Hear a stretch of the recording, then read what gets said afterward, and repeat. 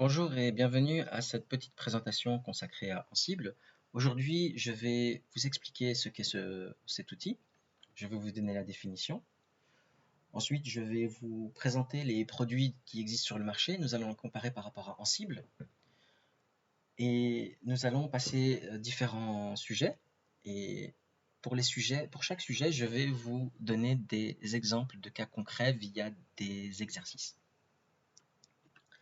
Alors, qu'est-ce que Ansible? Ansible est un produit qui a été développé par Red Hat, qui est open source, qui permet de gérer la provision, donc c'est-à-dire l'installation de services, d'applications, de configuration, d'orchestration par rapport aux machines. Et il est agnostique par rapport au nombre, c'est-à-dire que pour lui, le nombre n'est pas important. Il peut y avoir 10 ou 1000 machines. Son but sera de lancer ses configurations sur autant de machines qu'on veut dans notre parc informatique. Il permettra aussi de rentrer en ligne de compte par rapport au lifecycle, c'est-à-dire que si nous gérons nos dépendances d'applications, il est très bien possible de lui dire de pouvoir configurer et installer les versions qu'on veut sur nos machines par rapport à notre lifecycle d'application. Alors, il se base sur de l'YML, ce qui est une très bonne chose car beaucoup de gens sont habitués à ces fichiers JSON. Et maintenant, nous allons passer à l'explication des différents composants. Donc pour moi, je trouve qu'Ansible, il est important de comprendre qu'il a une forte dépendance avec les services SSH. À partir du moment où vous avez installé Ansible, à partir du moment où vous voulez l'installer sur d'autres machines, SSH Server doit être installé. C'est la base. Alors, Ansible est très facile à installer. C'est un de ses avantages. Il permet de vraiment configurer entièrement un système complet, même des clusters. Il a la notion de rollback, c'est-à-dire qu'en cas d'erreur, il va annuler ce qu'il a fait. Le code est facilement partageable avec son équipe de développement via Git, SVN, CVS ou autre, ou Team Foundation Server. Et ce qui est aussi intéressant, c'est qu'il permet de réduire les taux d'erreur et les risques. Donc, par expérience, nous avons déjà eu des soucis en fait où des administrateurs devaient faire des corrections d'urgence en production. Et donc, ils ont changé les fichiers de configuration et les comportements. Cependant, ils n'ont pas impacté ces fichiers de configuration dans nos environnements de développement et de qualité. Ce qui fait qu'en fait, comme la configuration n'était pas la même, les comportements n'étaient pas les mêmes. Donc, nous avions des bugs qui se produisaient en production, mais en développement et en qualité, tout fonctionnait très bien, car l'impact de ces configurations de changement n'ont pas été euh, broadcastés sur la dev et la qualité. Ce qui fait qu'on a eu des soucis. Cependant, si l'administrateur avait utilisé Ansible et avait mis de la rigueur à se dire mes configurations vont d'abord aller en dev, en QA et puis en production, le fait est que si cette configuration provoquait un bug, on aurait pu le voir directement en dev et réagir directement. Voilà. Il ne faut pas oublier aussi que quand on a ce genre de problème, ça prend du temps à comprendre, ça prend du temps à vérifier. Et qui dit temps dit coût. Donc malheureusement, c'est très fâcheux quand ça se produit. L'avantage aussi, c'est qu'il est répétable et qu'il est reliable. Ça veut dire qu'à partir du moment où on l'a installé, on est sûr que le comportement sera toujours le même.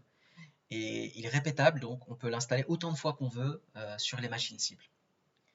Alors les playbooks sont le cœur de Ansible. Ce sont des fichiers de configuration YML qui contiennent les tâches. Chaque tâche sera exécutée de façon séquentielle et à partir du moment où une tâche ne fonctionne pas, Ansible s'arrêtera et dira « il y a eu un problème, je ne veux pas aller plus loin ». Je vais vous expliquer différents sujets et les sujets sont les fonctionnalités.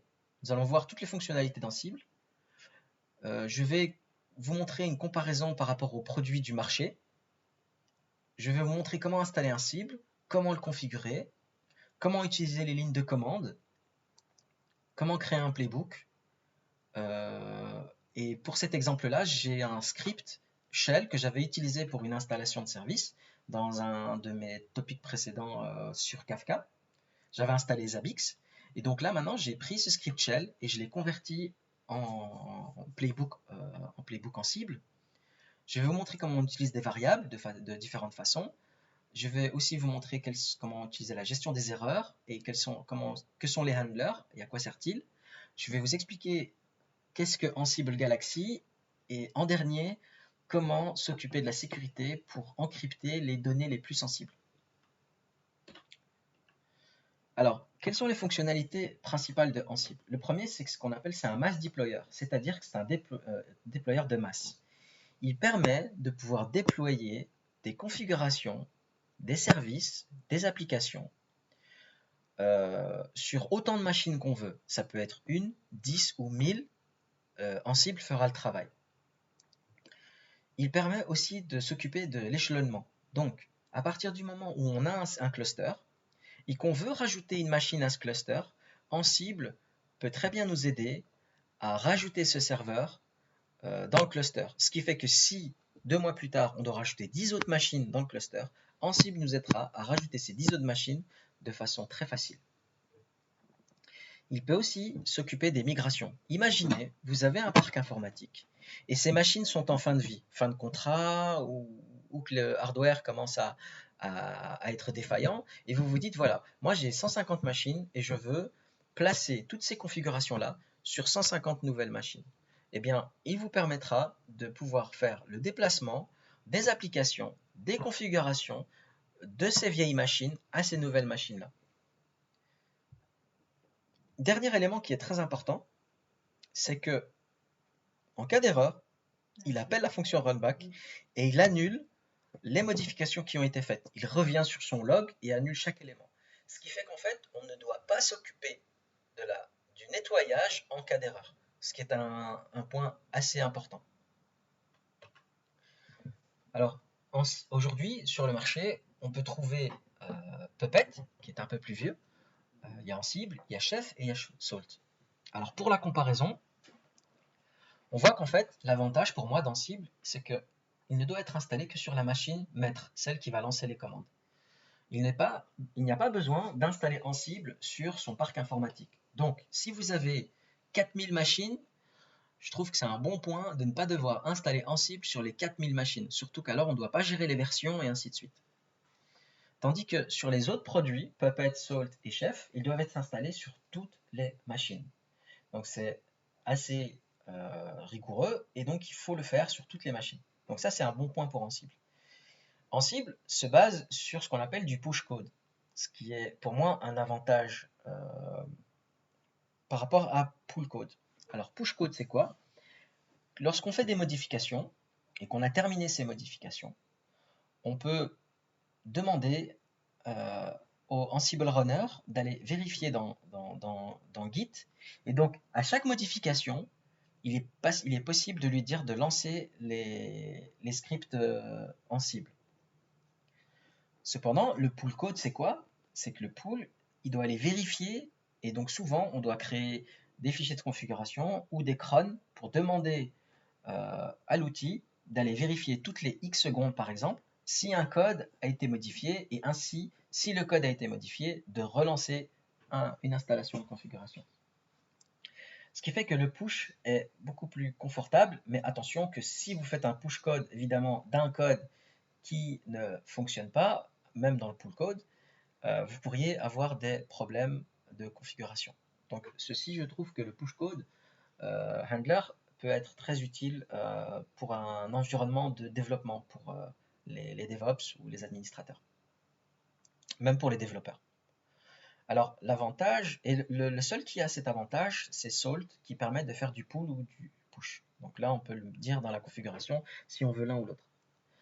Un autre avantage, c'est que Ansible se base sur du YML. Ce qui fait qu'à partir du moment où c'est du YML, beaucoup d'administrateurs et de développeurs se sentiront à l'aise car c'est un langage assez courant et on le retrouve par exemple dans Elasticsearch, dans Zabbix, dans Kafka. Et donc beaucoup de gens se sentiront déjà dans leur élément pour pouvoir apprendre Ansible. Tandis que pour Puppet et pour Chef, pour Puppet, il faut connaître le langage Puppet, qui est un langage propriétaire, et pour Chef, il faut connaître Ruby. Donc, c'est-à-dire qu'il faut apprendre un nouveau langage pour certains. Peut-être que d'autres le connaissent déjà, mais donc ça veut dire que ça demande du temps pour pouvoir utiliser Chef. Maintenant, nous allons passer à la pratique. Je vais commencer par vous expliquer comment installer Ansible. Alors, Ansible a besoin d'un prérequis qui est Python. On peut installer Python 2 ou Python 3.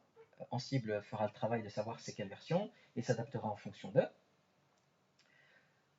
Il faut installer SSH sur tous les nœuds, tous les serveurs auxquels on veut faire de l'administration. Et évidemment, il faut qu'on ait le client SSH sur notre master. À partir de là, lorsqu'on a installé Python SSH client, SSH serveur, il est possible d'installer Ansible de 3 façons. Soit en utilisant PIP de Python, on fait pip install Ansible, soit sur un CentOS Red Hat distribution, on va utiliser yum install y Ansible, soit sur du Debian ou Ubuntu, on va utiliser un apt-get install Ansible. Voilà, moi j'ai fait du apt-get install, j'ai une distribution Ubuntu pour mes exemples. Et lorsque c'est fait, l'administrateur peut créer une clé publique et privée SSH. Donc il va générer une clé en tapant SSH keygen. Et ensuite, il va utiliser la commande SSH copy ID sur tous les nœuds, ce qui permet d'aller copier sa clé publique sur tous les nœuds, ce qui évite de devoir chaque fois taper son mot de passe lorsqu'on va utiliser Ansible. Lorsque cela est fait, sa clé publique se trouvera sur les serveurs nœuds dans .ssh/authorizedkeys. Donc voilà, si vous voulez aller vérifier, je vous montrerai comment les faire. Alors à partir de là, lorsque c'est installé, le premier fichier le plus important sera le fichier de configuration globale de son inventaire qui se trouve dans etc Ansible host. Dedans, on peut y spécifier 2 éléments qui sont des groupes et des machines. Alors, le groupe doit toujours être spécifié de cette façon-là. Et ensuite, le nom, on choisit le nom qu'on veut. Mais pour les machines, on peut spécifier soit l'IP, soit le nom de domaine de la machine. Et lorsque c'est fait, on peut y ajouter, mais on n'est pas obligé, le port. Parce que des fois, on n'a pas le port 22 de disponible, donc on peut spécifier un port custom sur le nœud cible. Voilà, donc là, on va maintenant passer à l'exemple. Donc, ici, je vais vous montrer. Moi, j'ai déjà installé Ansible. Et lorsque c'est fait, donc, lorsque j'ai tapé SSH keygen dans mon folder .ssh, à partir de là, j'ai ma clé privée, ma clé publique. Ce qui est important, c'est ma clé publique. Donc, si on regarde ici, j'ai idrsa.pub. Donc, ça, c'était ma clé publique, comme vous pouvez le voir. Et donc, ce qui est important, c'est que cette clé publique doit se trouver sur le serveur, sur le nœud distant, pour pouvoir être reconnue sans devoir taper son mot de passe. Ça, c'est mon autre machine. C'est celle où, en fait, rien encore n'est installé. Et donc, en fait, si on regarde ici dans la partie .ssh, nous allons voir qu'on a le Authorized Keys. Et dans Authorized Keys, il y a bien ma clé publique pour pouvoir m'authentifier. Cette machine a l'adresse IP qui finit par 250. Vous voyez, ici. Voilà. Donc, c'est-à-dire que si je fais après avoir fait un SSH copy ID sur 192, 168, 168, 250, je peux faire un SSH sur cette IP et vous verrez qu'il ne me demandera plus le mot de passe. Voilà. Comme vous voyez, le hostname ici, c'est Ubuntu Ansible. Voilà. À partir du moment où c'est fait, je vais vous expliquer maintenant comment on va s'occuper de la partie host. Donc, si je regarde ce qu'il y a dans le fichier, vous voyez qu'en fin de fichier, j'ai déjà fait une configuration avec 2 groupes qui sont test et dev, et dans ces groupes, j'ai spécifié des IP. Donc vous voyez que j'ai une IP qui est redondante dans les 2 groupes, et puis j'ai deux IP qui sont différentes dans les 2 groupes. C'est-à-dire que si je tape Ansible --list host all, par défaut, il me montre les IP qui se trouvent dans mon inventaire. Et vous voyez, les doublons, il ne les spécifiera qu'une seule fois, car évidemment, on ne veut installer qu'une seule fois à partir du moment où une IP est présente dans l'inventaire.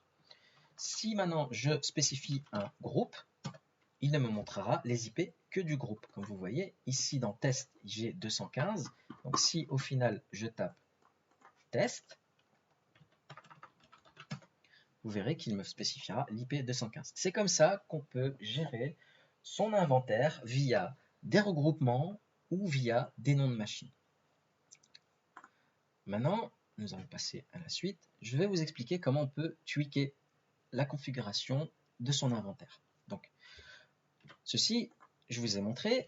Donc, ce fichier-là, on va l'appeler l'inventaire global. Ce fichier-là, c'est l'inventaire global. Et on va créer un inventaire local par groupe de par workspace, on va dire. Donc, moi j'ai un workspace et en fait, je vais vous expliquer comment fonctionne le principe d'inventaire local. Lorsque on lance une commande Ansible, la première chose que Ansible va faire, c'est de vérifier si dans notre dossier courant de travail, le fichier ansible.cfg existe ou pas. S'il n'existe pas, il va passer au suivant. Est-ce que dans la home root de mon utilisateur courant se trouve le fichier ansible.cfg? S'il n'existe pas, est-ce que dans le dossier de configuration globale, etc Ansible, se trouve le fichier? Sinon, si ces trois conditions-là ne sont pas respectées et qu'il ne trouve pas, il prendra le fichier host de configuration globale. Donc, moi j'ai déjà créé un fichier ansible.cfg et j'ai créé un fichier d'inventaire local. Dans mon fichier Ansible, je lui ai expliqué que c'est ma configuration par défaut. On peut avoir d'autres configurations plus custom. Je lui ai dit que mon inventaire se trouve dans le dossier courant sur ce fichier-là, qui pointe sur hosts.custom, que mon utilisateur sera toujours le mien, et que je ne veux pas vérifier chaque fois les hosts pour pouvoir les rajouter dans known host pour la partie configuration SSH. Ce qui permet d'avoir un gain de temps. Alors, lorsque c'est fait, j'ai créé mon inventaire, et dans mon inventaire, j'ai créé deux groupes qui sont custom test, custom dev. Et vous voyez ici, il y a une petite particularité, c'est que j'ai donné des noms custom à chaque machine, ce qui permet de cibler ou le groupe ou la machine. Donc, à partir du moment où j'ai fait ça, je vais aller dans le dossier courant qui s'appelle Ansible présentation et vous voyez que dedans, j'ai mon fichier ansible.cfg et j'ai mon fichier hosts custom. Dans mon fichier ansible.cfg, j'ai la configuration que je vous ai montrée dans mon PowerPoint et vous voyez bien que ça pointe sur le fichier host.custom. Dans le fichier host.custom, on voit bien que j'ai mes noms de machine, ici, ici, ici et ici, et que j'ai mes deux groupes qui sont custom test et custom dev. À partir de là, si je tape la même commande que j'ai utilisée tout à l'heure, vous verrez que les IP seront différentes. Enfin, pardon, ce sont les noms de machines qui sont pris. Donc, en préséance, Ansible préfère travailler avec des noms de machines plutôt que des IP. Et comme vous voyez, il n'a pas été chercher mon fichier de configuration host d'inventaire global, mais il a été chercher mon fichier d'inventaire host local. À partir de là, je peux aussi lui demander par exemple un groupe et il ne me donnera que les machines de ce groupe-là. Et c'est comme ça qu'on fait de la configuration locale, dynamique, de la configuration locale par dossier de travail, on va dire. Ce qui fait que si vous créez ces fichiers-là et que vous les partagez avec les autres administrateurs, ils n'auront pas besoin de gérer le parc informatique, vous l'aurez déjà fait pour eux. Et donc, ils n'auront qu'à utiliser Ansible de façon complètement invisible et ils ne devront pas gérer ce genre de fichiers. C'est déjà fait. Il est aussi possible d'utiliser des masques. Les masques, on utilise des étoiles. Donc, à partir du moment où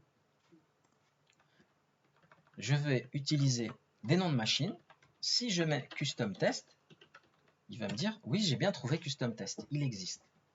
Mais si je mets custom étoile, il me donnera tout sauf web server. Évidemment, si je mets web étoile, si je mets même w étoile, il va me dire ah ben c'est web server que je trouve. Il est aussi possible de donner des conditions de négation. Donc si on met un point d'exclamation et qu'on le dénaturalise juste avant, avec un masque, il est possible, donne-moi toutes les machines qui ne sont pas cust étoile. C'est-à-dire si je fais ça, vous verrez qu'il ne m'aura donné que web server. Et si dans l'autre sens, je lui dis donne-moi tout ce qui ne commence pas par W, il l'aura fait. Donc il est aussi possible de faire de la négation. Donc c'est-à-dire que si vous donnez des préfixes, c'est ça qui est intéressant, c'est que si vous donnez des préfixes, par exemple, dev, qualité, production, marketing, CRM, ce que vous voulez, vous allez pouvoir travailler avec du masque. Il est aussi possible de travailler avec un index. Je vous explique. À partir du moment où, par exemple, je vais utiliser celui-là, vous voyez qu'en fait, l'index commence par custom dev, custom test 2, custom test. Donc le premier élément de ma liste, c'est vraiment une vraie liste. Le premier élément de mon tableau, c'est custom dev. Donc c'est-à-dire que si je fais ça, et que je lui dis donne-moi le premier élément, ah, ça ne fonctionne pas avec la négation, autant pour moi, donne-moi le premier élément, il m'a donné le premier élément. Donc on va plutôt faire comme ça. Donc là vous voyez qu'il y a custom test, c'est-à-dire qu'il devrait me donner le premier élément de la liste,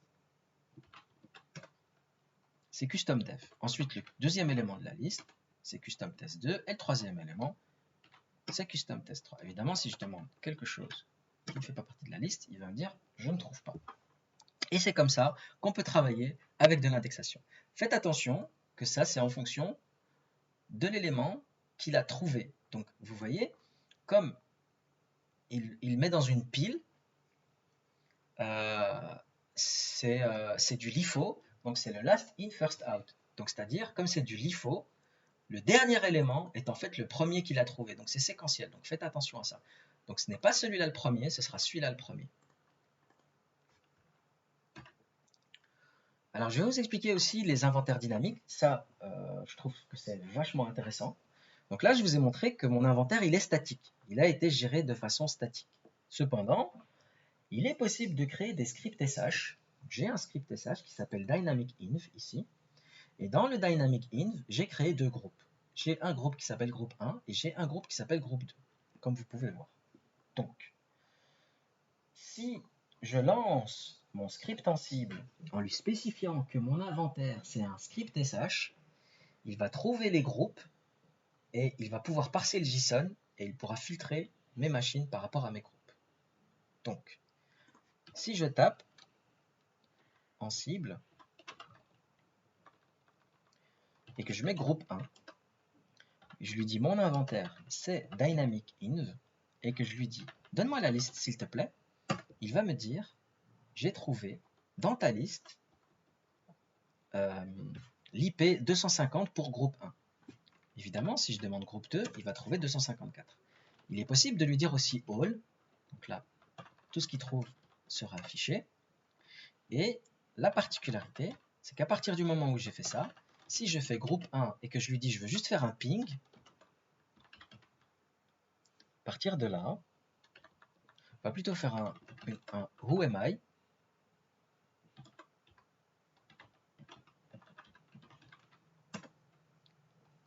pardon, j'ai oublié le 1. Donc, à partir de là, il a lancé la commande, vous pouvez voir, il a lancé la commande who am I sur le serveur 250, donc c'est-à-dire sur ce serveur-là. Si je le fais sur le groupe 2, ça ne fonctionnera pas, bien évidemment. Pourquoi? Parce que cette machine, elle n'existe pas. Je n'ai pas de machine qui a l'IP 254 sur mon infrastructure locale ici. Voilà, donc là, je vais avoir une erreur. Voilà, il me dit timeout. Et donc là, il me dit, désolé, mais il n'y a pas de machine 254. Hein? Alors, il est important de comprendre que Ansible ne se base que sur une chose. Toute tâche, toute commande lancée, si elle est égale à 0, elle est success. Si elle n'est pas égale à 0, elle est en fail. Donc, vous pouvez voir que si je lance le bin false, vous verrez que il me dira, bah écoute, ça fonctionne pas. Donc regardez, slash bin slash false. J'ai fait une bêtise.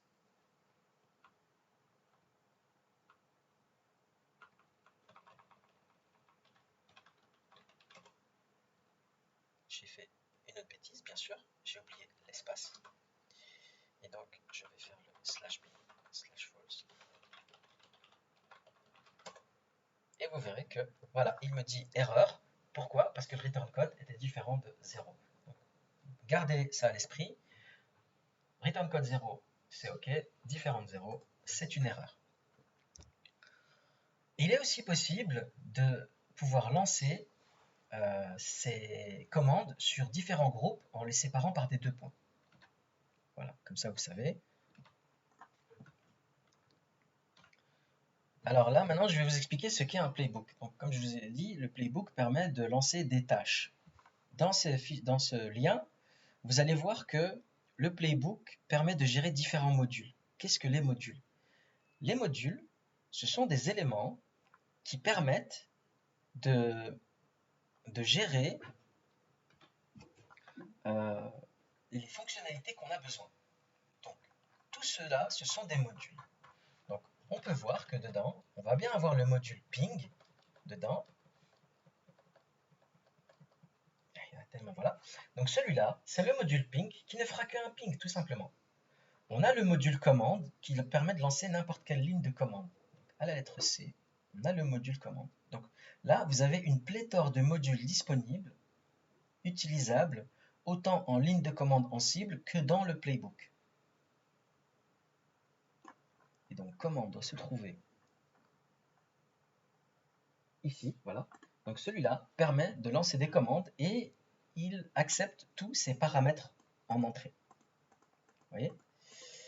Donc ça, c'est vraiment très important de comprendre que Ansible fonctionne avec des modules. Et je vous l'ai déjà montré en fait. Vous voyez bien qu'en fait, quand j'ai lancé ma commande Ansible, j'ai utilisé le module commande. Et c'est ça qui est important. Donc c'est-à-dire que si je voulais utiliser juste le ping, j'aurais juste tapé ping. Et il aurait fait le ping. Donc là, il a fait ping et il a bien reçu une réponse de la machine qui se trouve ici. Donc ça, c'est très important. À partir de là, quand vous avez compris ce principe-là, il est possible que vous ayez besoin de devoir lancer des commandes en mode administrateur, en sudo ou en root. Donc, à partir de là, lorsque vous allez lancer une commande en cible pour les playbooks, vous allez taper la commande "-k" majuscule qui permet de demander quel est le mot de passe d'élévation pour pouvoir être sudo. Il est aussi possible, non, vous allez aussi devoir, avec la commande "k", ajouter become true pour qu'il puisse lancer sudo sur les commandes, ou le become user root, où vous pouvez lancer les deux bien évidemment, à partir du moment où le mot de passe est le même pour root. Sinon, ce sera le mot de passe de votre utilisateur courant. Voilà, il est possible de lancer aussi la commande avec "-check". "-check" va juste simuler l'exécution du playbook et voir si ça fonctionne. Je vais aussi vous expliquer le principe de tag, c'est que les tags permettent de regrouper des tâches ensemble. Donc, imaginons que vous avez un playbook et vous avez 20 tâches. Mais vous ne voulez pas lancer les 20 tâches, vous ne voulez en lancer que, par exemple, 5. Mais de temps en temps, vous voulez toutes les lancer. Alors, quand vous voulez toutes les lancer, vous ne spécifiez pas le tag, et quand vous voulez lancer que les 5 tâches du playbook, vous allez taguer ces 5 tâches avec le même nom de tag, ce qui permet de lancer que ces 5 tâches-là. Je vais aussi vous montrer ce que c'est var_prompts. var_prompts permet de demander en ligne de commande une entrée de valeur. Donc imaginons que vous avez besoin d'une variable, vous voulez installer un patch, mais vous voulez pouvoir spécifier pour chaque machine, vous voulez pouvoir spécifier le port d'écoute. Donc vous pouvez mettre un variable prompt et vous allez dire, eh ben moi dans ma variable elle va s'appeler port, et puis ici vous allez mettre please enter a port number et vous allez mettre le numéro de port que vous voulez qui sera utilisé pendant l'installation du serveur Apache. Il est aussi possible, quand on fait comme ça du prompt variable, il est possible aussi pour les autres tâches de dire si la variable que j'ai possède une certaine valeur, alors je vais exécuter la tâche. Sinon, je n'exécute pas la tâche. À partir de là, je vais vous montrer le playbook. Donc ceci, c'est le playbook que j'ai créé. Le playbook, il va toujours commencer par hosts. Alors, comme je déteste avoir du statique, je lui ai spécifié que mes hosts ou mes groupes de hosts seront une variable reçue en paramètre en entrée. Je lui explique que je veux être sudo et qu'en même temps je veux même être root. À partir de là, je vais vous expliquer cette partie-là plus tard. Je vais vous montrer les tags. Donc vous voyez qu'ici j'ai une tâche qui s'appelle debug variable qui va aller m'afficher une variable qui est une variable par défaut de Ansible qui est reconnue, qui est en fait le dossier courant où on se trouve. Et j'ai tagué cette tâche-là avec deux types de tags, debug variable et tag test. Cette tâche-là, qui a le nom getOSType, qui en fait va simplement lancer la commande uname, possède le tag tag test et run uname. Et aussi, on voit bien que cette tâche-là ne s'exécutera que si mon variable host, qui est ici, a la valeur custom_dev, comme vous pouvez voir. Donc, à partir de là, vous allez aussi voir celle-là, qui est afficher le contenu qui se trouve dans cette variable, si c'est tag test et uname. Donc si je spécifie tag test, il ne va lancer que debug variable, getOSType et debug uname variable. Mais si je lance run uname, il ne va pas lancer debug variable. Il va lancer simplement getOSType et debug uname variable. Donc maintenant, passons à la pratique. Donc,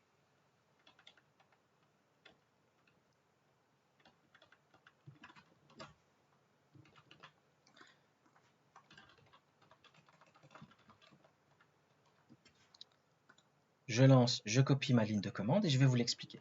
Donc ça, c'est la commande qui est Ansible Playbook qui permet de lancer des playbooks Ansible. Je lui spécifie mon playbook que j'ai créé qui s'appelle install Zabbix Playbook. Vous voyez, c'est ici.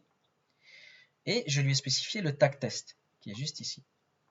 Et donc, c'est-à-dire que comme je lui ai spécifié le tag test, il va lancer les trois tâches qui sont ici.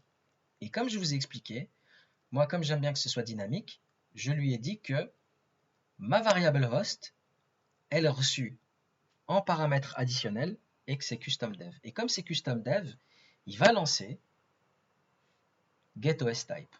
Donc, si je lance cette commande, il me demande évidemment le mot de passe puisqu'il y a le paramètre "-k" majuscule. Et à partir de là, comme vous allez voir, il a lancé debug variable, il a lancé getOSType, vu que j'ai bien fourni ici custom dev comme nom de variable, un variable underscore host, et il a lancé debug uname variable. Si maintenant, au lieu de fournir le nom de groupe, je vais fournir le nom de la machine. Donc la machine, je l'ai appelée custom dev minuscule. Vous verrez qu'il ne va lancer que debug variable et debug uname variable. Et que debug uname variable devrait se plaindre, car je n'ai pas de variable. Eh bien, il ne s'est pas plaint, mais la variable est vide. Donc, on est d'accord. Et donc, à partir de là, vous avez compris, le tagging, ça permet vraiment de regrouper des tâches. Donc, moi, dans une démo précédente consacrée à Kafka, j'avais besoin d'installer Zabbix avant ma présentation.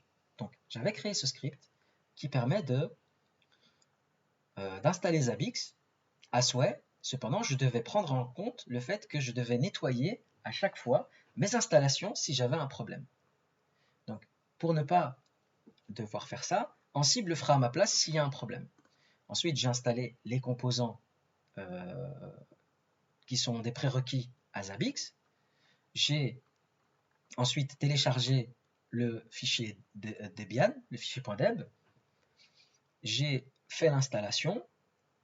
J'ai installé le script de base pour créer la database. J'ai ensuite lancé le script de création des tables dans la database que je viens de créer. J'ai aussi donné des privilèges à un certain user. J'ai rajouté ce user dans la configuration de connexion de base de données à Zabbix. J'ai changé les prérequis PHP car Zabbix a besoin de certains éléments car les valeurs n'étaient pas assez grandes. Et ensuite, j'ai restarté les services, j'ai installé Zabbix Java Gateway, et ainsi de suite.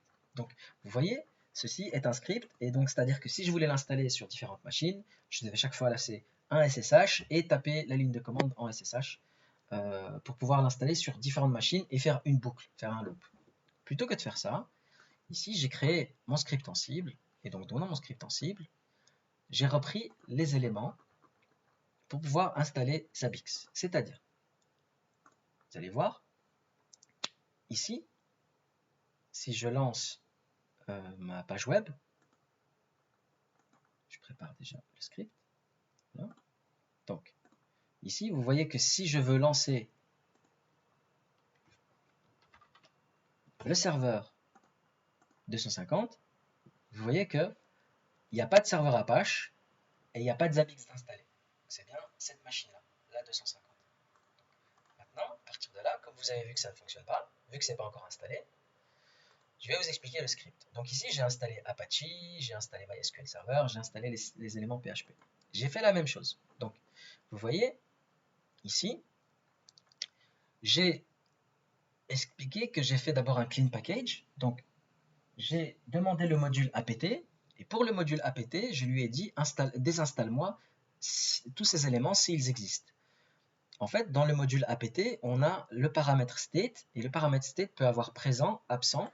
Donc, c'est-à-dire, si je vais dans le module apt, ici, vous allez voir,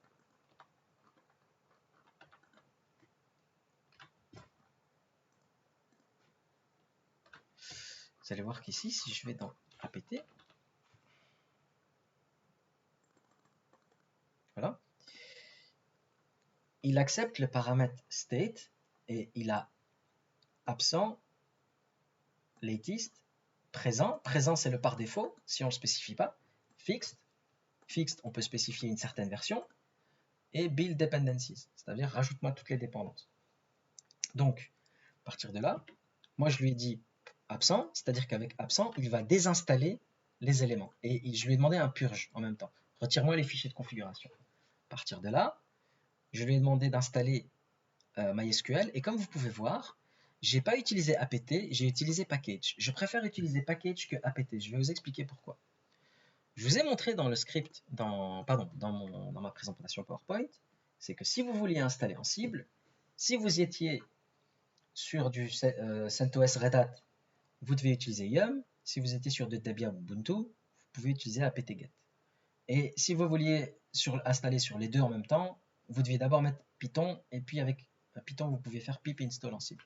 Cependant, moi, comme ça me dérange, ce que je fais, c'est que j'utilise le package manager, et le package manager va se charger de voir quelle distribution j'ai, et va intrinsèquement utiliser apt ou yum à ma place. Je n'ai pas à me soucier de ce problème-là. Tandis que si j'étais sur du CentOS, j'aurais pas utilisé apt, j'aurais dû faire du yum. Voilà. Donc pour éviter ça, je préfère utiliser le package. Mais pour la démo, je vous montre qu'il est possible d'utiliser ou apt comme module ou package. Et donc package, comme c'est le même type de configuration, ça a le même comportement, c'est pour installer des packages ou supprimer des packages. Il a aussi besoin du paramètre state, et là je lui dis installe-moi MySQL, installe-moi Apache. Et donc pour Apache, ici, je vous explique en fait que j'utilise aussi apt, et j'ai certaines particularités que je vais vous expliquer après. Donc, continue la démo. Dans les playbooks, il est possible de faire en sorte que les tâches soient synchrones. Donc, intrinsèquement, par défaut, en cible va lancer les tâches de façon synchrone séquentielle. Mais il est possible de dire qu'une tâche va être asynchrone et on doit spécifier le temps d'attente. Donc comme c'est asynchrone, on ne sait pas quand est-ce que la tâche sera finie. Donc ici, si je mets 60, c'est-à-dire qu'il va attendre 60 secondes avant de dire bon, bah, la tâche, je la tue parce qu'elle n'a pas fini. Et il est aussi possible de rajouter le paramètre poll pour le polling. Et si on rajoute le paramètre poll, ça veut dire qu'il va vérifier si la tâche a pris trop de temps ou pas. Donc, imaginons, j'ai ici une tâche, c'est une commande sleep qui va attendre 65 secondes. Et j'ai un thread asynchrone qui va attendre au maximum 55 secondes. Le pôle 10 va dire, toutes les 10 secondes, va vérifier si cette commande s'est terminée. On voit bien que en fait, cette tâche-là, elle va être en fail. Pourquoi? Parce que après 55 secondes, le pôle suivant va dire, ah ben il n'a pas fini, je vais killer la tâche. Et il va la mettre en fail. Si le pôle est égal à 0, ça veut dire je n'ai pas envie de vérifier et j'attends jusqu'à ce que la tâche se termine ou que le temps maximal ici a été dépassé. Donc, ou par défaut c'est 0, ou vous spécifiez et là il va vérifier. Donc si j'avais mis 2, ça veut dire toutes les 2 secondes, il va aller dire est-ce qu'il a fini, est-ce qu'il a fini, est-ce qu'il a fini, et ainsi de suite. Donc ça, c'est vraiment important de comprendre ce type de comportement asynchrone, car il va continuer à exécuter les autres lignes de commande. Donc là, je vais revenir un peu sur le playbook. Donc là, je vous ai montré que en fait, j'ai une liste statique de modules que j'ai envie d'installer, de packages. Sauf que pour le install Apache, je veux vous montrer un autre élément, c'est qu'ici, les noms des packages à installer vient de ce qu'on appelle un nom par défaut qui s'appelle item. Item est un nom reconnu par Ansible, veut dire ça va venir d'une liste. Et la liste, elle est où? Elle est dans mon loop.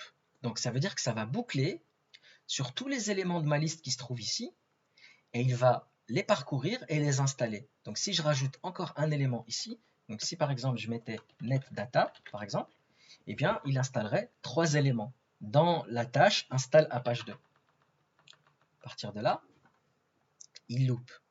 Ici, je vous montre encore un autre élément.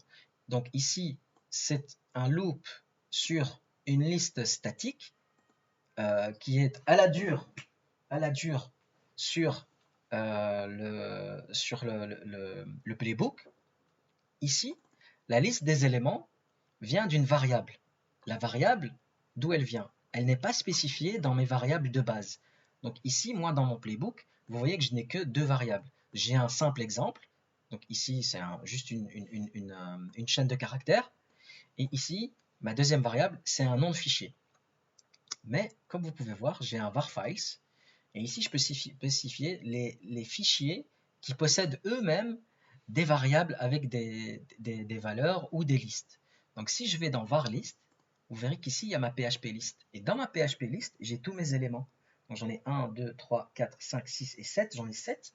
C'est-à-dire que, comme je lui ai dit, j'ai des fichiers avec des variables à l'intérieur, liste-les-moi en mémoire, garde-les-moi en mémoire, et à partir de là, lorsqu'il aura passé cette ligne-là, il saura que PHPList existe, donc je peux l'utiliser. Et donc PHPList est une liste d'éléments contenant 7 modules à installer. Je vais vous expliquer encore une autre partie, c'est ce qu'on appelle les blocs. Les blocs, c'est pour le debugging. Et dans le debugging, à la fin de ma pratique de présentation PowerPoint, je vous montrerai comment l'utiliser.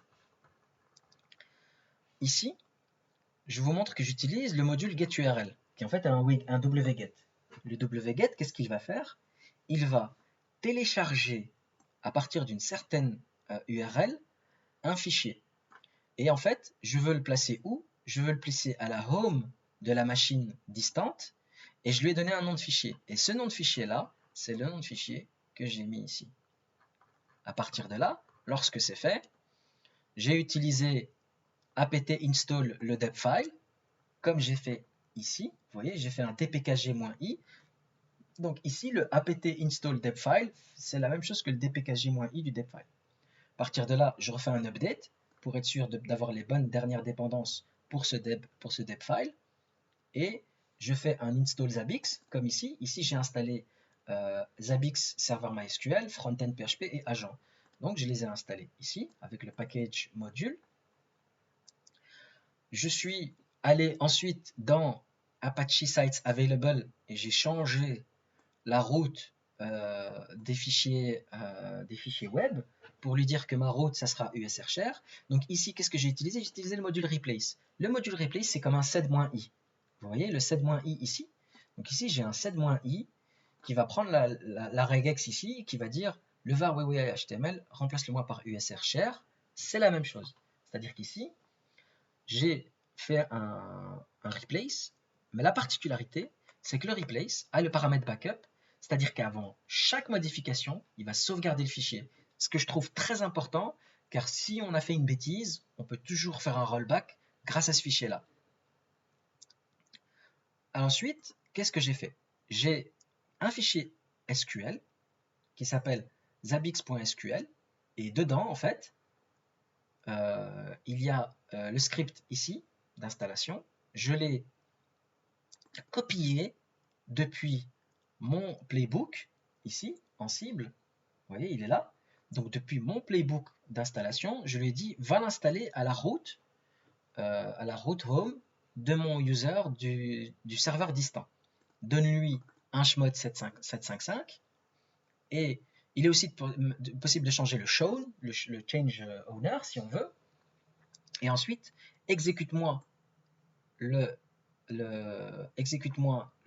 MySQL pour pouvoir installer Zabbix. Lorsque ça c'est fait,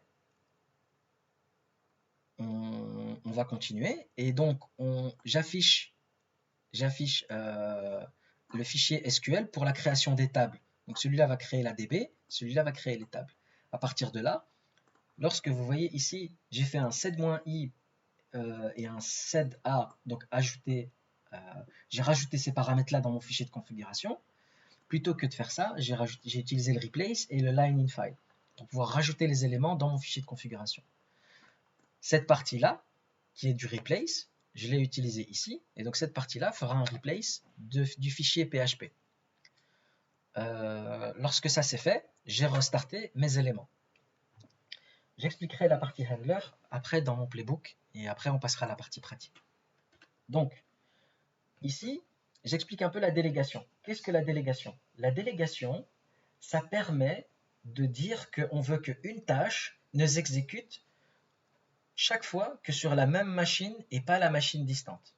Donc, imaginons vous avez 3 hosts, le host 1, le host 2, le host 3 dans votre inventaire. Et que dans la tâche, j'ai mis delegate to host 2.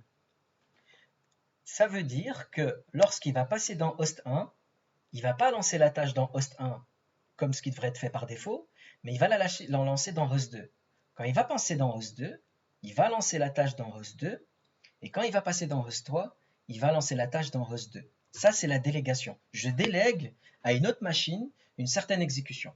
Ça peut être intéressant quand on a des machines qui sont sous-dimensionnées et qu'on a une machine qui a une puissance de calcul ou plus de mémoire ou plus de disques et qu'on veut que cette machine-là le fasse pour les autres. On fait un delegate to. Ça peut être intéressant pour ce genre de choses. Voilà. Et donc, après, je vous explique ce qu'est le parallélisme. Le parallélisme, c'est quoi? C'est de pouvoir lancer en même temps sur différentes machines en fonction du nombre qu'on a. Ce qui est intéressant avec le parallélisme, c'est qu'on peut utiliser ou le nombre ou un pourcentage. Je vous explique. Imaginons, vous avez 100 machines. Si vous utilisez le paramètre maxFailPercentage, ça veut dire que si on a 20 machines qui tombent en panne, à partir de la 20e, en cible s'arrête et dit « désolé, j'ai atteint mon threshold, je ne peux pas continuer ». Ensuite, si on dit le serial, ça veut dire que je veux que tu commences par une machine, ensuite tu fais 3 machines, ensuite tu fais 5 machines, et s'il y en a d'autres, tu les fais tout après.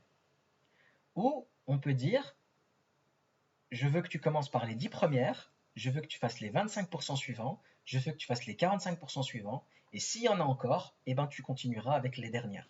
Donc ça permet de pouvoir fonctionner de façon parallèle par rapport à des machines. Ça c'est bien si vous avez des machines qui sont plus lentes ou plus rapides, vous vous dites, je veux commencer par les plus lentes et je vais faire les plus rapides plus tard, parce que les plus lentes vont prendre plus de temps, par exemple.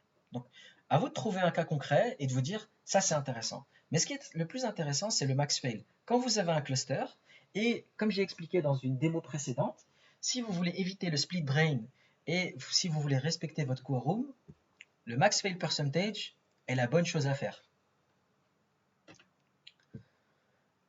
Ça, c'est la commande run once. Run once veut simplement dire, je veux que cette commande ne se lance qu'une seule fois sur une seule machine. Elle ne se lancera pas sur les autres machines. Donc, si vous vous dites, je dois initier quelque chose dans une base de données et les autres machines ne doivent pas le faire, eh bien, la première machine qui va recevoir cette commande va l'exécuter et les autres ne l'exécuteront pas du tout.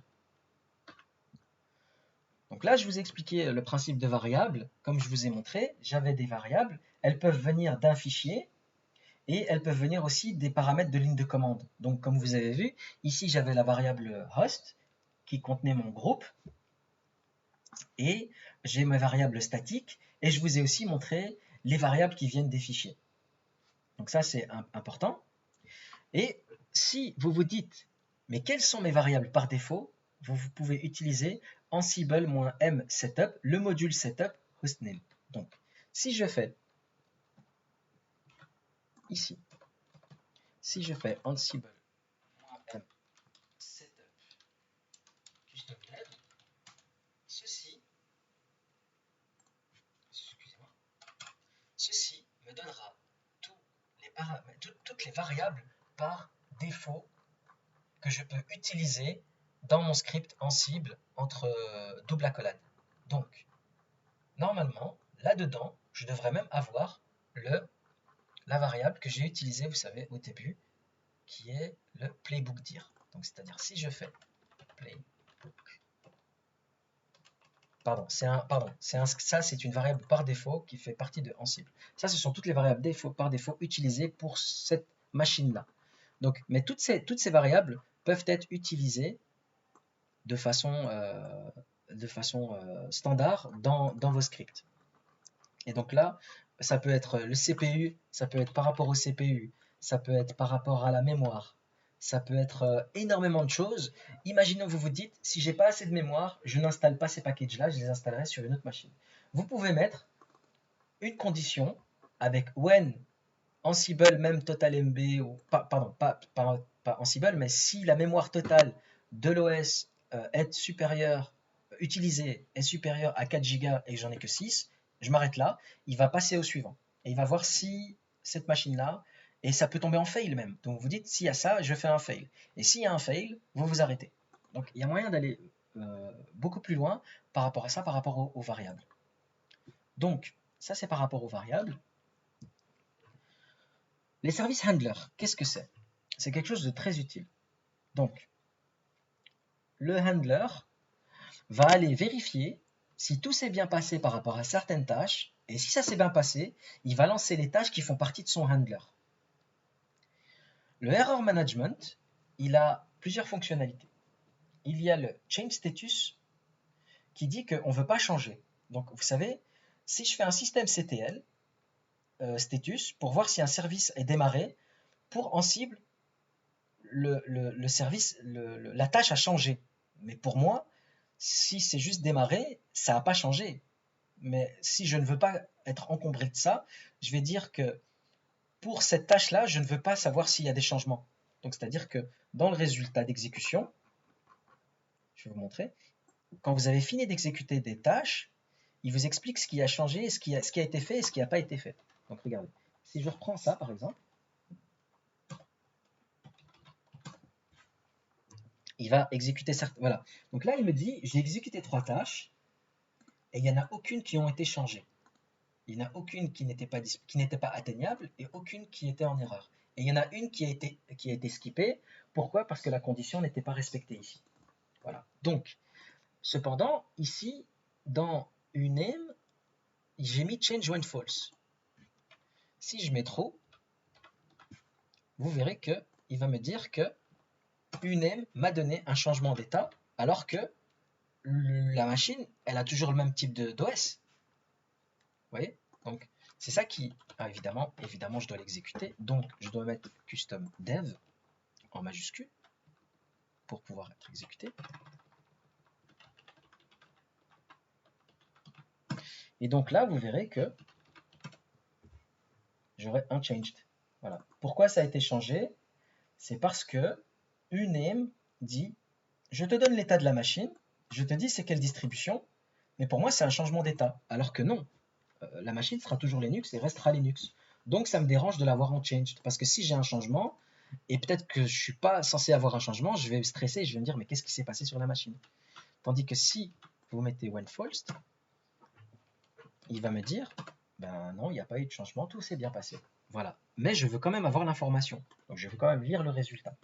Donc c'est à ça que ça sert, le error management pour le changed. Alors on a un force change status. On peut dire change when success. C'est-à-dire que là, il va aller vérifier si un statut a changé depuis le output. Il va dire si je trouve ce mot-là, pour moi le statut a changé. Donc, c'est-à-dire, si je trouve dans mon exemple, si je trouve le mot Linux avec L majuscule, il va dire ah ben tiens, le statut a changé. Peut-être qu'à l'époque c'était L minuscule. Donc ça, c'est du conditionnel par rapport au résultat de sortie dans la tâche. On a une erreur aussi. On peut dire que si dans mon texte de sortie, j'ai trouvé le mot fail, c'est une erreur. Peut-être que il m'a donné, peut-être que la tâche, imaginons que vous avez un développeur qui n'a pas géré les return codes, les exit codes dans son script SH, vous devez lancer son script SH et qu'il n'y a que le résultat de sortie qui vous donne l'information. Donc le SH, il vous donne return code 0. Donc pour en cible, tout s'est bien passé. Et pour vous, ça vous dérange parce que le script était en fail. Donc vous vous dites, ok, je vais vérifier la chaîne de caractères. Et si je trouve le mot fail, je mets la tâche en erreur. Il suffira juste de mettre le paramètre fail when la valeur. Donc c'est-à-dire si maintenant ici je mets maintenant ici je mets fail when deux points et que je mets par exemple Linux, vous verrez que il va planter car il va me dire ben, j'ai trouvé ton mot Linux. J'ai dû faire une erreur. Failed, pardon. De toute façon, il vous le dit. Hein. Il vous dit, voyez, que le problème est là. Et il me dit que j'ai une erreur de syntaxe. Et donc, à partir de là, normalement, je devrais avoir la tâche qui est en fail. Pourquoi? Parce qu'il a trouvé le mot Linux. Donc là, ça permet de gérer peut-être des cas qui vous donnent un faux positif. Voilà. Il est aussi possible de dire ignore errors. Donc, si on dit ignore errors égale yes, je vais vous montrer. Donc, imaginons, je vais dire lance la ligne de commande blabla. Là, il va me dire mais ta ligne de commande, elle n'existe pas. Donc, il va tomber en fail. Voilà. Là, il vous a dit désolé, mais blabla not found. Mais si je dis, par exemple, si je mets ignore when deux points yes, pardon, ignore error, vous allez voir qu'en fait, il va me dire bah, c'est pas grave, je continue, tout s'est bien passé. Voilà. Vous voyez, il a quand même mis qu'il y a une erreur en rouge, mais il a ignoré l'erreur. Et donc, il m'a dit j'ai pas de fail. Donc c'est comme ça qu'on fait pour gérer les erreurs dans des playbooks. Donc là, on peut revenir à notre script. Et donc, ce que je vais faire maintenant, c'est que je vais lancer le script pour pouvoir faire l'installation sur le serveur distant. Donc, laissez-moi retrouver ma ligne de commande.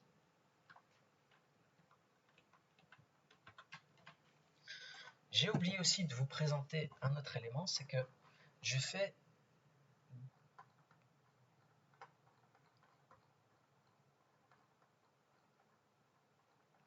des handlers, voilà. Donc, je vais vous expliquer. Ici, dans la dernière tâche, ce n'est pas une best practice, hein, c'est juste pour vous montrer que ça fonctionne. La best practice serait différente. Mais, vous voyez ici, je remplace une certaine chaîne dans mon fichier, et si ce remplacement s'est bien passé, je vais notifier à tout handler dans ce topic de notification qui s'appelle Restart Services qu'ils peuvent s'exécuter. Donc, si cette ligne de commande, si cette tâche s'est bien lancée, j'ai un handler qui est relance-moi Apache, relance-moi Zabbix, relance-moi l'agent Zabbix, et ils écoutent tous sur quelle notification? Ils écoutent tous sur Restart Services. Donc c'est comme ça que les handlers fonctionnent. Donc bien évidemment, si moi je voulais faire ça, j'aurais mis un notify sur quasi toutes les commandes les plus importantes, qui sont quasi toutes en fait. Donc si je mettais un notify sur tout, car il ne faut pas oublier, le notify, à partir du moment où une tâche plante, le handler ne fonctionnera pas. Si j'ai notify sur toutes les tâches doivent fonctionner et avoir un return code 0 pour que le handler puisse se dire oui, je veux bien faire ça. Sinon, il rollback. Donc, à partir de là, j'ai ma ligne de commande. Donc, c'est simple. Je ne spécifie pas de tag. Je veux tout lancer. Je lui ai dit, lance-moi mon playbook. Utilise-moi le host custom dev, qui en fait est une seule machine. C'est ma machine distante. Je fournis le mot de passe sudo et il va commencer. Donc là, quelle est la distribution Linux? Il installe le package Python apt. Ensuite, il a nettoyé les packages qui n'étaient pas là. Vous avez vu que ça avait été rapide puisqu'il n'y en a aucun. MySQL, ça va prendre un peu de temps à installer. Et donc, en fonction de, on va se balader en même temps que l'exécuteur. Donc là, il est en train d'installer MySQL. À partir de là, quand il aura installé, il va installer Apache et le mode PHP pour Apache depuis le loop, vous allez le voir.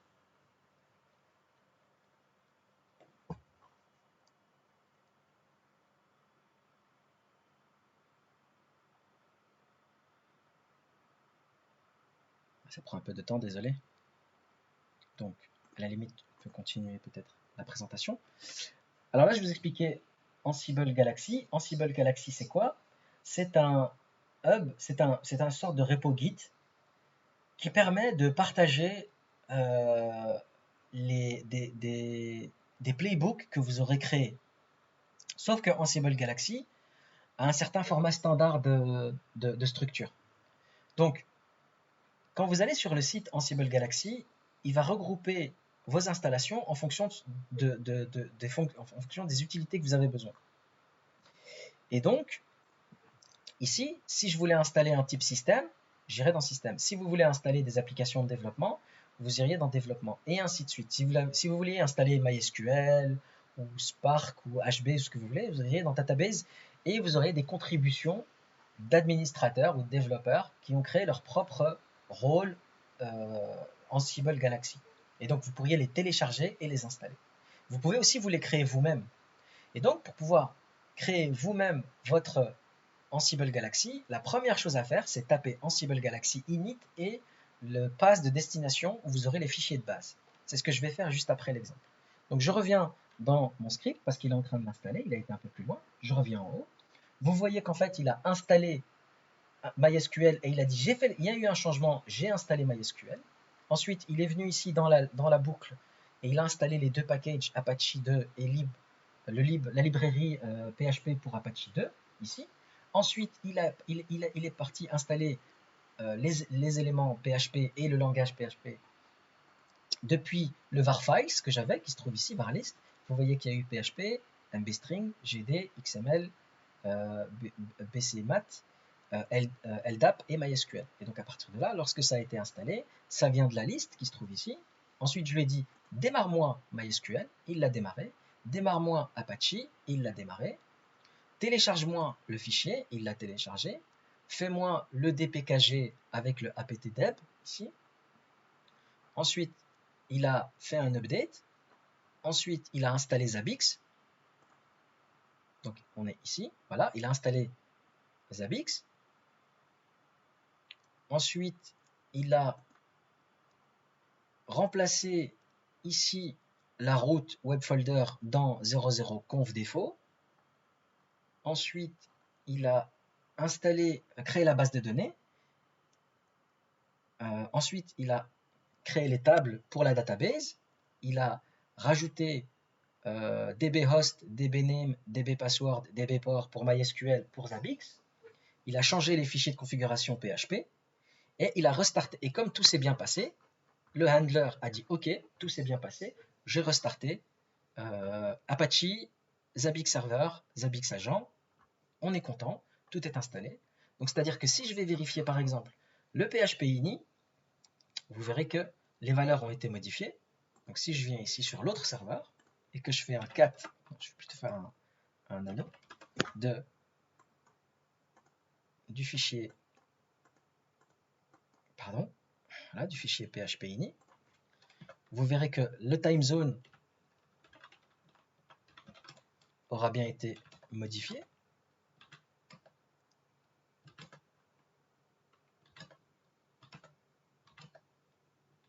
Où est-ce qu'il est?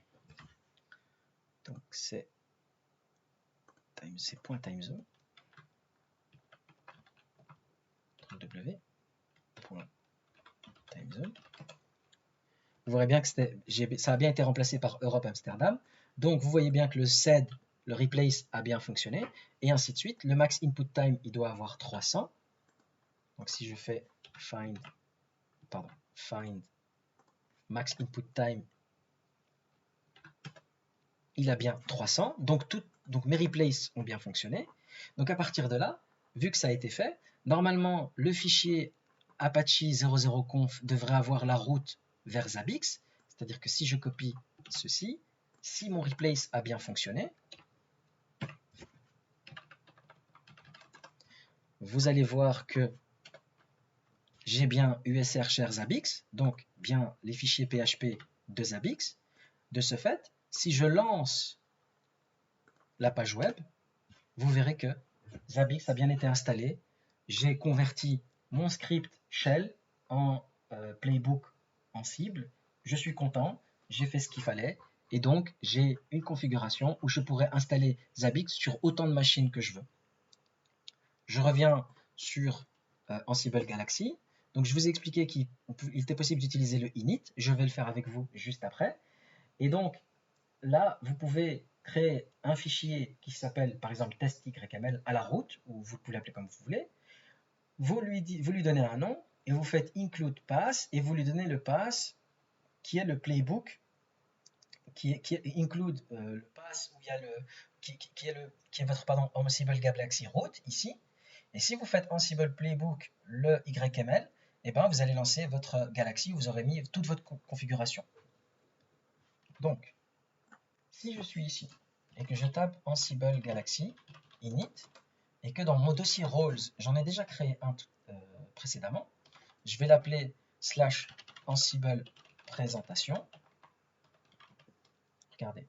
Donc là, j'ai lancé, il m'a dit oui, j'ai bien créé ce qu'il fallait. Si je vais dedans, j'ai Ansible présentation, j'ai mon arborescence par défaut que Ansible Galaxy reconnaît, et c'est ici qu'on va bien spécifier ce qu'il faut. Vos variables, vous pouvez les spécifier dans ce fichier-là. Vos tâches, vous allez les spécifier dans ce fichier-là.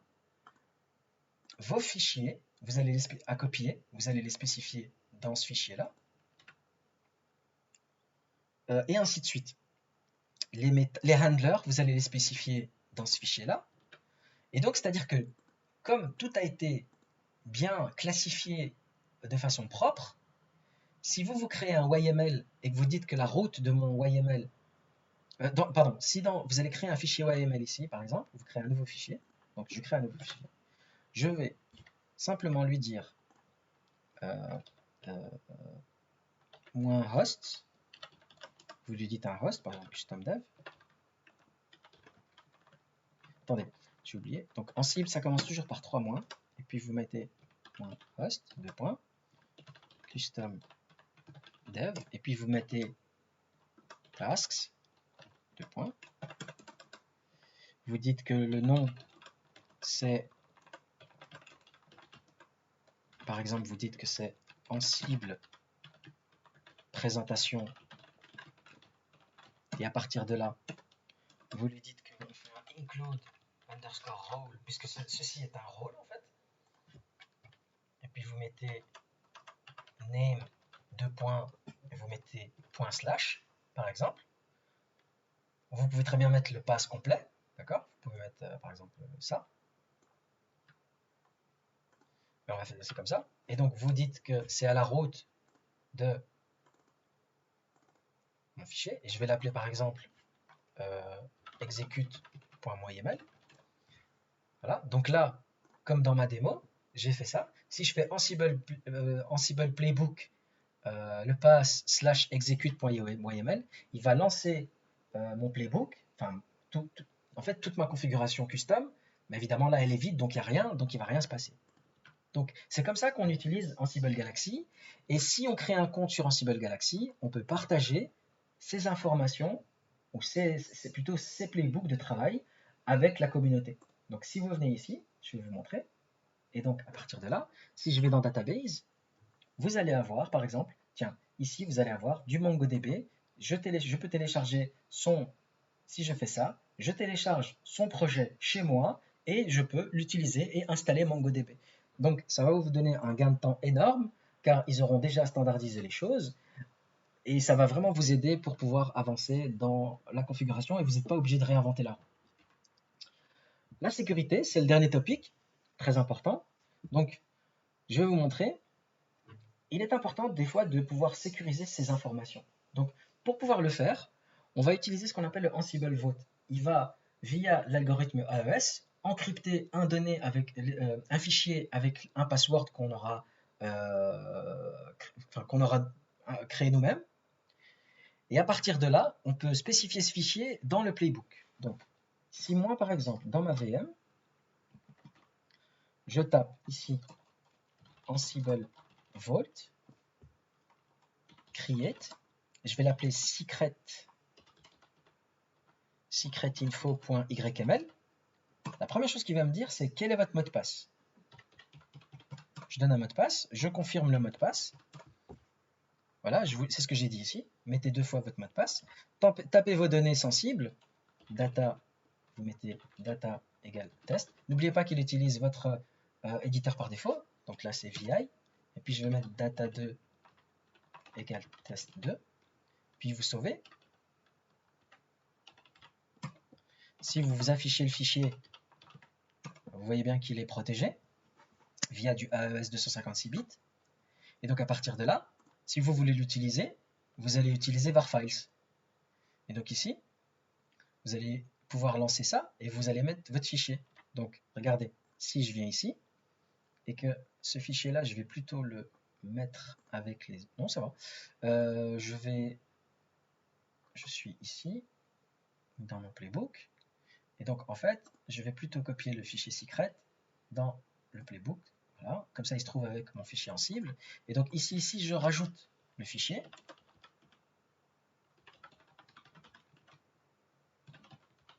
Voilà, vous le voyez, il est là, secretinfo.yml. Imaginons, je vais lancer la commande pour uname.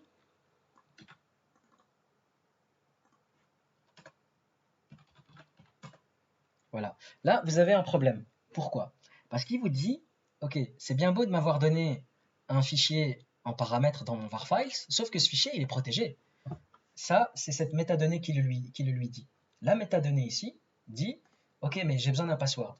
Donc, ce qu'il faut faire, c'est que dans la ligne de commande, je vous montre, dans la ligne de commande, il faut rajouter -- ask vault pass. Donc, c'est-à-dire que si ici je fais un -- ask vault pass, il va me dire d'abord quel est votre sudo, quel est le vault pass.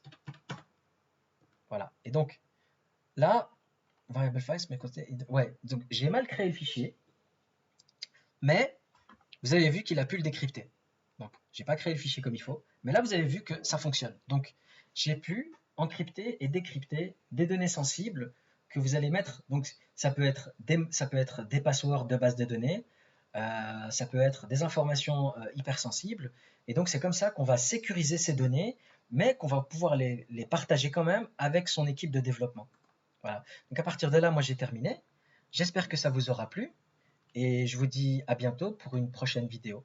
Au revoir.